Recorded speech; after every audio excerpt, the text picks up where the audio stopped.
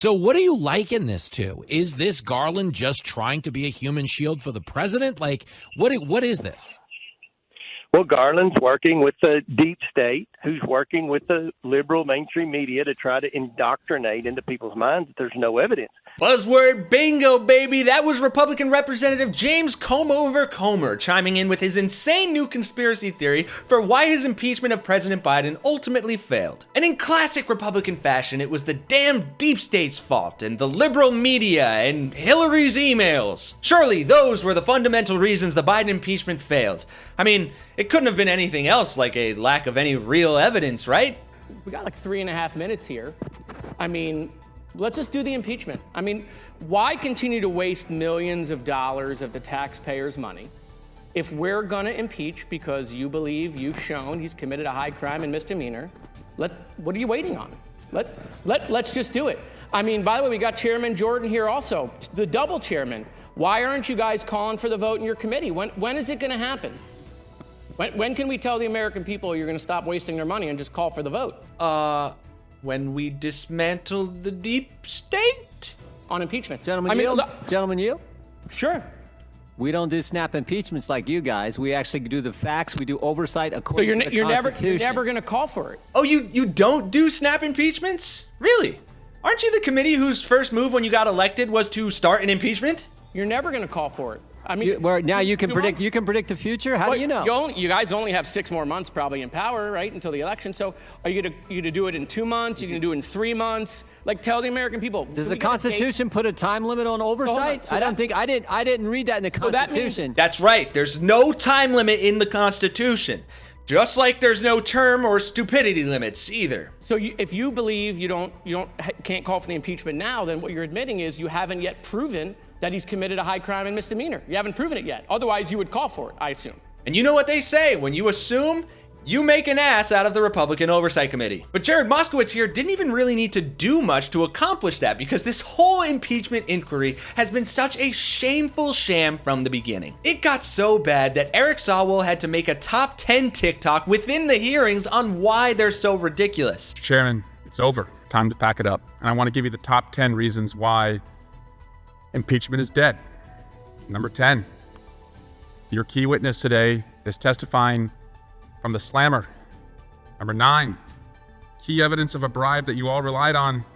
The guy who said that has been indicted for lying about that bribe, and he's a Russian asset. Wow, only 2 points in and it's already not looking good, guys. Now, what he's referring to here is former FBI informant Alexander Smirnov, not to be confused with the vodka, who was the key Republican witness and was also recently indicted by a federal grand jury for lying to the FBI about Joe and Hunter Biden taking $5 million in bribes from Burisma. And it doesn't look great when your key argument for impeaching the sitting president of the United States ends up being a Kremlin propaganda scheme. It's kind of like if I were submitting a scientific paper and got all the evidence for my key argument from my dog, and then my dog ended up being a Kremlin puppet. Damn you, Boris. I should have known after seeing you drink my entire stock of vodka. And look, yes, that is a ridiculous analogy for the sake of stupidity, but it doesn't seem that ridiculous when you hear Republicans talk about it. For instance, here's Jim Jordan explaining why it doesn't matter that their star witness was indicted for lying and being a Russian agent. This is a guy they paid, I think, since 2010, so 14 years they've been paying this guy.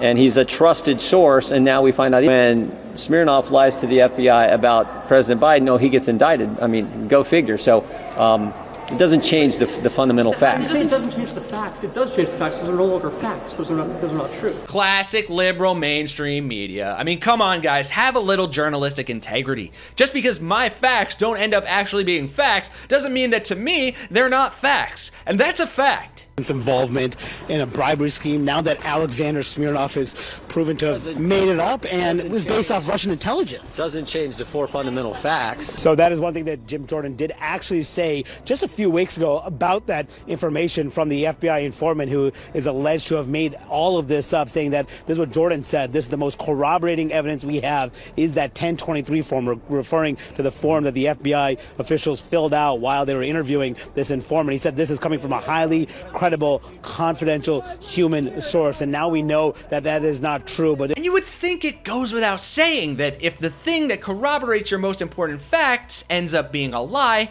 that would jeopardize the integrity of those facts. But even then, let's just take a page from the Republican playbook here and ignore those facts. How bad could it be then?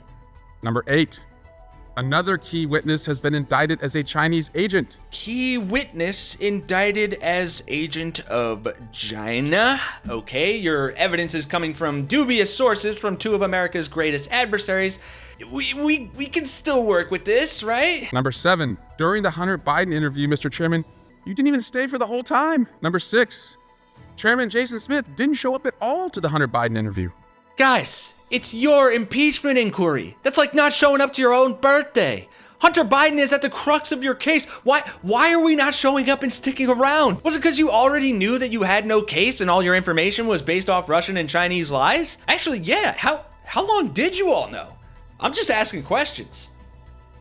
The same day, number 5, Darrell Issa said, it's a big nothing. Oh, Darrell Issa is a Republican. This is getting bad, guys. Number 4, today Jim Jordan began his remarks not by relying on any evidence for this investigation, but he went off attacking the DOJ about what they're doing with the Catholics. Okay, good. Yes, attack the FBI. That plays to the base. We're back on track, boys. Catholic support secured. Not that was ever in doubt, but...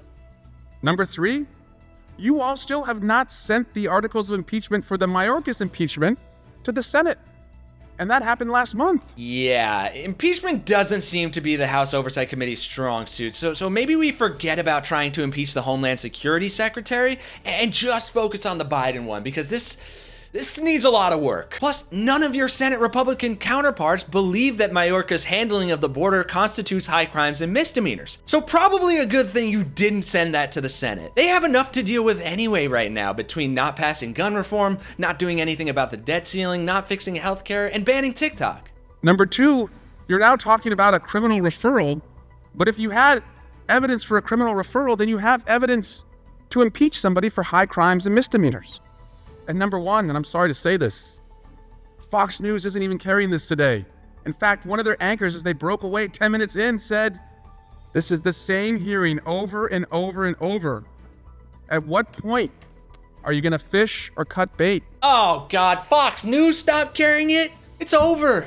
There's nothing salvageable here, guys. Impeachment's over. Dunzo. Bye-bye. Sayonara. Au revoir. Or a language that you all understand, Doi Sivdanya. Did I say that right, Mr. Parnas? Yes. Exactly what he said, man. Wrap it up. It's time to go back to the drawing board. But also, there was something interesting Sawwell said there that shows a shift in Republican tactics. You're now talking about a criminal referral. Yeah, they want to bring criminal charges now against Biden because they can't get an impeachment off the ground. Here's Comer laying out his plan and lying about what the impeachment inquiry was actually about. Well, I want to hold accountability.